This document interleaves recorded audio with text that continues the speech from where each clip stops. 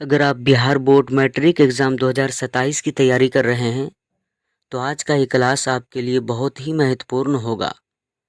आज के इस क्लास में सामाजिक विज्ञान के 2020 से लेकर 2026 तक के क्वेश्चन बैंक को हल करेंगे। यानी बिहार बोर्ड मैट्रिक एग्ज़ाम में 2020 से लेकर 2026 तक सामाजिक विज्ञान से जितना भी क्वेश्चन पूछा गया है वो सभी क्वेश्चन को हल करेंगे। और 2020 से लेकर 2026 तक के सभी क्वेश्चन को अगर आप अच्छा से हल कर लेते हैं और समझ जाते हैं तो आपका तैयारी बहुत ही बेहतरीन हो जाएगा। और आने वाला एग्ज़ाम में यानी 2027 का एग्ज़ाम में 40 से 50% तक क्वेश्चन इसी पैटर्न का देखने को मिलेगा। इसलिए आज का ये क्लास आप सभी के लिए बहुत ही महत्वपूर्ण होगा। तो चलिए शुरू करते हैं आज के इस क्लास को। सबसे पहले 2020 में पूछे गए सभी क्वेश्चन को हल करेंगे। उसके बाद 2021 में पूछे गए सभी क्वेश्चन को हल करेंगे। फिर 2022 के, इसी तरह से 2020 से लेकर 2026 तक के सभी क्वेश्चन को हल करेंगे। क्वेश्चन नंबर 1, संघ राज्य की विशेषता नहीं है। लिखित संविधान, शक्तियों का विभाजन, एक हरी शासन व्यवस्था या फिर सर्वोच्च न्यायपालिका। इसका राइट आंसर हो जाएगा ऑप्शन सी, एक हरी शासन व्यवस्था। क्वेश्चन नंबर 2, संघ सरकार का उदाहरण है। अमेरिका, चीन में, ब्रिटेन में या फिर इनमें से कोई नहीं। तो संघ सरकार का उदाहरण अमेरिका में है। इसका राइट आंसर ऑप्शन ए हो जाएगा। क्वेश्चन नंबर 3, बिहार में संपूर्ण क्रांति का नेतृत्व किसने किया। मोरारजी देसाई ने, नीतीश कुमार ने, इंदिरा गांधी ने या फिर जयप्रकाश नारायण ने। तो बिहार में संपूर्ण क्रांति का नेतृत्व जयप्रकाश नारायण ने किया था। इसका राइट आंसर ऑप्शन डी हो जाएगा। जयप्रकाश नारायण को लोकनायक नाम से भी जाना जाता है। क्वेश्चन नंबर 4, लोकतांत्रिक व्यवस्थाओं ने सफलता पाई है। राजनीतिक असमानता खत्म करने में, टकराव खत्म करने में, बहुमत और अल्पमत के साथ समान व्यवहार करने में या फिर आर्थिक समानता लाने में। तो लोकतांत्रिक व्यवस्था ने सफलता पाई है बहुमत और अल्पमत के साथ समान व्यवहार करने में। इसका राइट आंसर ऑप्शन सी हो जाएगा। क्वेश्चन नंबर 5, रिमोट सेंसिंग उपग्रह का उपयोग होता है दूरसंचार में, मौसम विज्ञान में, संसाधनों की खोज में या फिर दूरदर्शन में। तो रिमोट सेंसिंग उपग्रह का उपयोग संसाधनों की खोज में होता है। इसका राइट आंसर ऑप्शन सी हो जाएगा। क्वेश्चन नंबर 6, सबसे अधिक भूकंप संवेदनशील नगर कौन सा है। देहरादून, रांची, हैदराबाद या फिर चेन्नई। तो सबसे अधिक भूकंप संवेदनशील नगर देहरादून है। इसका राइट आंसर ऑप्शन ए हो जाएगा। ये सभी क्वेश्चन 2020 के बिहार बोर्ड मैट्रिक एग्जाम में सामाजिक विज्ञान से पूछा हुआ है, जिससे आपको ये पता चल रहा होगा कि आपका तैयारी कितना हुआ है। क्वेश्चन नंबर 7, पिछड़ा राज्य कौन है। पंजाब, केरल, बिहार या फिर दिल्ली।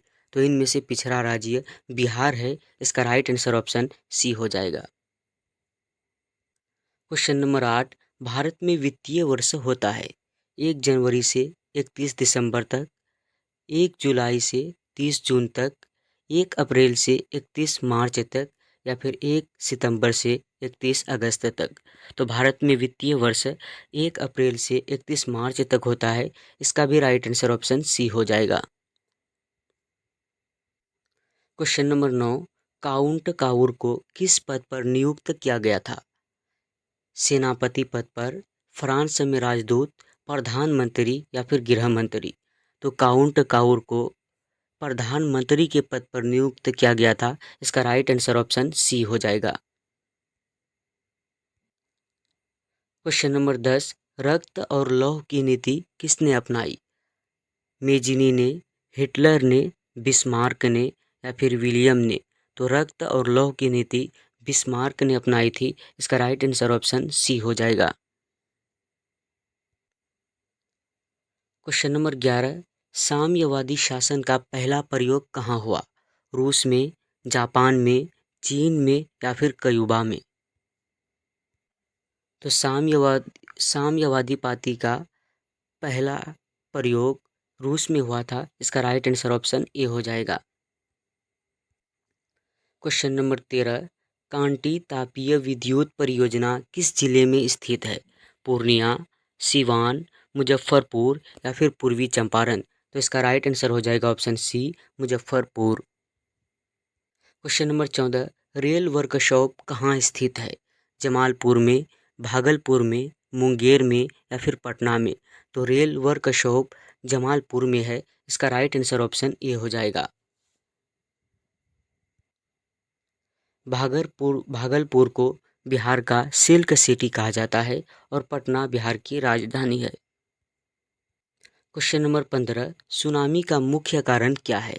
समुद्र में भूकंप, मैदानी क्षेत्र में भूकंप, पर्वत पर भूकंप या फिर इनमें से कोई नहीं? तो सुनामी का मुख्य कारण समुद्र में भूकंप है। इसका भी सही जवाब ऑप्शन ए हो जाएगा। क्वेश्चन नंबर 16, सूखा क्या है?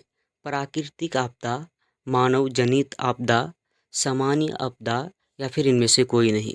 तो सूखा प्राकृतिक आपदा है। इसका राइट आंसर ऑप्शन ए हो जाएगा। क्वेश्चन नंबर 17, पंजाब में भूमि निम्नीकरण का मुख्य कारण क्या है? वनोन्मूलन, गहन खेती, अतिचारण या फिर अधिक सिंचाई? तो पंजाब में भूमि निम्नीकरण का मुख्य कारण है अधिक सिंचाई। इसका सही जवाब हो जाएगा ऑप्शन डी। क्वेश्चन नंबर 18, मानव शरीर में जल की मात्रा कितनी होती है? 55%, 60%, 65% या फिर 70%? तो मानव शरीर में जल की मात्रा 65% होती है। इसका राइट आंसर ऑप्शन सी हो जाएगा। क्वेश्चन नंबर 19, निम्न जीवों में यानी नीचे दिए गए जीवों में कौन केवल भारत में पाया जाता है? मगरमच्छ, डॉल्फिन, व्हेल या फिर कछुआ? तो इसका राइट आंसर हो जाएगा ऑप्शन डी, कछुआ। इन जीवों में से कछुआ एक ऐसा जीव है जो केवल भारत में ही पाया जाता है, इसलिए इसका राइट आंसर ऑप्शन डी हो जाएगा।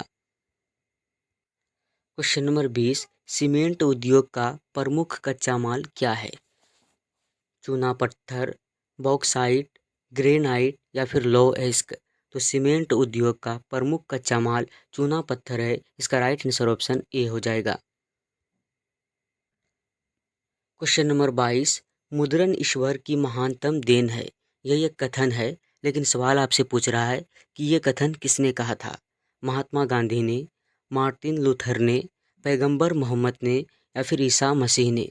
तो मुद्रण ईश्वर की महानतम देन है, यह कथन मार्टिन लूथर ने कहा था। इसका राइट आंसर ऑप्शन बी हो जाएगा। क्वेश्चन नंबर 23, भारत में मतदान की न्यूनतम आयु क्या है? 16 वर्ष, 17 वर्ष, 18 वर्ष या फिर 19 वर्ष? तो भारत में मतदान की न्यूनतम आयु 18 वर्ष है। इसका राइट आंसर ऑप्शन सी हो जाएगा। क्वेश्चन नंबर 24, भारत में किस प्रकार की शासन प्रणाली है? संघीय और अध्यक्षीय, संघीय और संसदीय, एकात्मक एवं अध्यक्षीय, एकात्मक एवं संघीय? तो भारत में संघीय एवं संसदीय शासन प्रणाली है। इसका राइट आंसर ऑप्शन बी हो जाएगा। क्वेश्चन नंबर 25, भूस्खलन है। सवाल आपसे पूछ रहा है कि भूस्खलन क्या है? तो भूस्खलन एक प्राकृतिक आपदा है। इसका राइट आंसर ऑप्शन ए हो जाएगा। क्वेश्चन नंबर 27, पृथ्वी की सतह पर सबसे पहले पहुंचने वाली भूकंप तरंग कौन है? तो पृथ्वी की सतह पर सबसे पहले पहुंचने वाली भूकंप तरंग पी तरंग है। इसका राइट आंसर ऑप्शन ए हो जाएगा। क्वेश्चन नंबर 28, सुनामी का संबंध किससे है? स्थल से, समुद्र से, आकाश से या फिर इनमें से कोई नहीं? तो सुनामी का संबंध समुद्र से है। इसका सही जवाब ऑप्शन बी हो जाएगा। क्वेश्चन नंबर 29, निम्न में से कौन लोकतंत्र के अनुरूप नहीं है? कानून के समक्ष समानता, स्वतंत्र एवं निष्पक्ष चुनाव, उत्तरदायी शासन या फिर बहुसंख्यकों का शासन? तो इसका राइट आंसर हो जाएगा ऑप्शन डी, बहुसंख्यकों का शासन। क्वेश्चन नंबर 30, लोकतंत्र की सफलता किस पर निर्भर करती है? नागरिकों की उदासीनता पर, गैर कानूनी कार्यों पर, विवेकपूर्ण सहभागिता पर, या फिर जातीय हितों की रक्षा पर? तो लोकतंत्र की सफलता विवेकपूर्ण सहभागिता पर निर्भर करती है। इसका राइट आंसर ऑप्शन सी हो जाएगा। क्वेश्चन नंबर 31, क्षेत्रवाद का दुष्परिणाम है? अपने क्षेत्र से लगाव, राष्ट्रहित, राष्ट्रीय एकता, या फिर अलगाववाद? तो क्षेत्रवाद का दुष्परिणाम है अलगाववाद। इसका सही जवाब ऑप्शन डी हो जाएगा। क्वेश्चन नंबर 32, कोयला है। कोयला क्या है? सवाल यही पूछ रहा है। अनवीकरणीय संसाधन, नवीकरणीय संसाधन, जैव संसाधन, या फिर इनमें से कोई नहीं? तो कोयला अनवीकरणीय संसाधन है। इसका सही जवाब हो जाएगा ऑप्शन ए। क्वेश्चन नंबर 33, उपभोक्ता अधिकार दिवस कब मनाया जाता है? 17 मार्च को, 15 मार्च को, 19 अप्रैल को, या फिर 22 अप्रैल को? तो उपभोक्ता अधिकार दिवस 15 मार्च को मनाया जाता है। इसका राइट आंसर ऑप्शन बी हो जाएगा। क्वेश्चन नंबर 34, वैश्वीकरण के मुख्य अंग कितने हैं? 1, 2, 5, या फिर 4? तो वैश्वीकरण के मुख्य अंग 4 है। इसका राइट आंसर ऑप्शन डी हो जाएगा। क्वेश्चन नंबर 36, भारत की वित्तीय राजधानी कौन है? तो भारत की राजधानी दिल्ली है, लेकिन सवाल पूछा है कि भारत की वित्तीय राजधानी कौन है? तो भारत की वित्तीय राजधानी मुंबई है। इसका सही जवाब हो जाएगा option A. Question number 37, Bharat में कोयले का सबसे बड़ा उत्पादक राज्य है? तो भारत में कोयले का सबसे बड़ा उत्पादक राज्य झारखंड है। इसका सही जवाब ऑप्शन बी हो जाएगा। क्वेश्चन नंबर 38, भारत का पहला लौह इस्पात उद्योग है? तो भारत का पहला लौह इस्पात उद्योग टिस्को है। इसका सही जवाब ऑप्शन बी हो जाएगा। क्वेश्चन नंबर 39, स्वर्णिम चतुर्भुज संबंधित है रेल मार्ग से, सड़क मार्ग से, जल मार्ग से, या फिर वायु मार्ग से? तो स्वर्णिम चतुर्भुज सड़क मार्ग से संबंधित है। इसका राइट आंसर ऑप्शन बी हो जाएगा। क्वेश्चन नंबर 40, गंडक परियोजना है बेतिया में, वाल्मीकि नगर में, मोतिहारी में, या फिर छपरा में? तो गंडक परियोजना वाल्मीकि नगर में है। इसका सही जवाब हो जाएगा option B. Question number 41, Bharat और चीन पहुंचने वाले प्रथम व्यापारी कौन थे? तो भारत और चीन पहुंचने वाले प्रथम व्यापारी पुर्तगाली था। इसका राइट आंसर ऑप्शन सी हो जाएगा। क्वेश्चन नंबर 42, सविनय अवज्ञा आंदोलन कब शुरू हुआ? तो सविनय अवज्ञा आंदोलन 1930 को महात्मा गांधी ने शुरू किया था। इसका सही जवाब ऑप्शन बी हो जाएगा। 1920 को असहयोग आंदोलन हुआ था, और 1942 को भारत छोड़ो आंदोलन महात्मा गांधी द्वारा शुरू किया गया था। क्वेश्चन नंबर 43, राउरकेला इस्पात उद्योग कहाँ है? तो राउरकेला इस्पात उद्योग ओडिशा राज्य में है। इसका सही जवाब ऑप्शन ए हो जाएगा।